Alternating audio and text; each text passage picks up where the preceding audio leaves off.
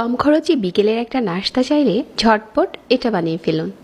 শুধুমাত্র আলু আর ময়দা দিয়ে এরকম মজার একটা নাস্তা বানিয়ে দিতে পারেন, যে কেউ খেয়ে আপনার প্রশংসা করবে।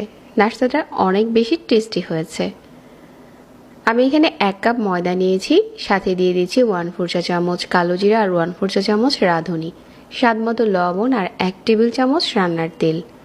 এখন তেলের সাথে ময়দাটা হাত দিয়ে ভালো করে মিশিয়ে নিচ্ছি। তেলটা যখন পুরোপুরি মিশানো হয়ে যাবে, এখানে আমি কুসুম গরম পানি দিয়ে একটা সফট গুলা বানিয়ে নিচ্ছি। ময়দার ডোটা যদি আপনি কুসুম গরম পানি দিয়ে গুলান, তাহলে এটা খুব তাড়াতাড়ি সফট হয়ে যায়। ময়দাটাকে অনেকটা সময় ধরে রেস্টে দিতে হয় না। ময়দার এই ডোটা রেডি হয়ে গেছে, একটা সাইডে রেখে দিয়ে এখানে আমি একটা আলু সিদ্ধ করে নিয়েছিলাম, আর আলুটা গরম থাকা অবস্থাতে ভালো করে ম্যাশ করে নিয়েছি। আলুটাকে ম্যাশ করে নেওয়া হয়ে গেছে। এখন দিয়ে দিচ্ছি মিহি কুচি করা একটা পেঁয়াজ, আর সাথে দিয়ে দিচ্ছি 1/2 চা চামচ চিলি ফ্লেক্স, কাঁচামরিচ কুচি, ধনেপাতা কুচি, স্বাদ মতো লবণ, আর একটা সিদ্ধ ডিম আমি গ্রেট করে দিয়ে দিচ্ছি।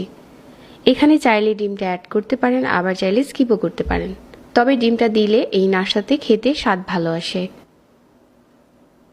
ভালো করে আলুর এই মিশ্রণটা মাখিয়ে নিয়েছি, আর এখানে 1/3 কাপ ময়দা, 1/4 চা চামচ চিলি ফ্লেক্স, স্বাদ মতো লবণ আর 1/2 কাপের মতো পানি দিয়ে একটা পাতলা গোলা বানিয়ে নিচ্ছি।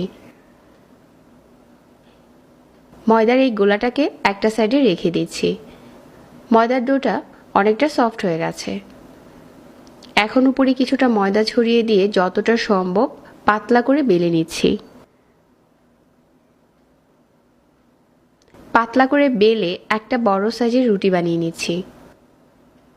এখন উপরে ম্যাশ করে নেওয়া ডিম আলুর মিশ্রণটা দিয়ে দিচ্ছি, আর পুরোটা রুটির উপরে এভাবে করে লাগিয়ে নিচ্ছি।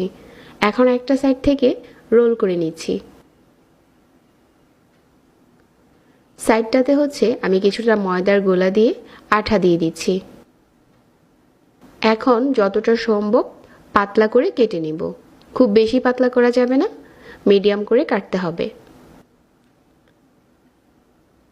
এভাবে করে কেটে নেওয়া হয়ে গেছে। এগুলো হাতে উঠিয়ে চ্যাপটা করে সবগুলো একসাথে করে সাজিয়ে নিচ্ছি। তো সবগুলো যখন এরকম বানানো হয়ে গেছে, ময়দার গোলাতে দিয়ে ডুবিয়ে ডুবিয়ে এটাকে গরম তেলের উপরে ছেড়ে দিতে হবে।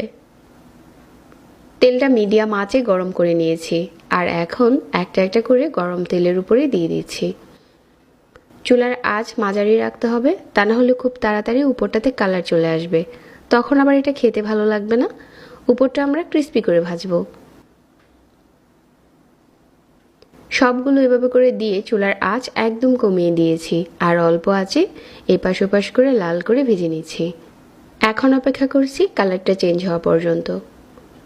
দারুণ একটা কালার চলে এসেছে, আর এই পর্যায়ে তেল ঝরিয়ে উঠিয়ে নিচ্ছি। এই নাস্তাটা বানাতে আপনাকে খুব বেশি খরচ করতে হয় না, তবে খেতে দারুণ টেস্টি। এটা চাইলে বাসায় একবার বানিয়ে দেখতে পারেন। সিম্পল রেসিপিতে আজকে আরও একটি সহজ নাস্তা শেয়ার করেছি, আর এটা পরিবেশন করার পর দেখতেও দারুণ লাগে।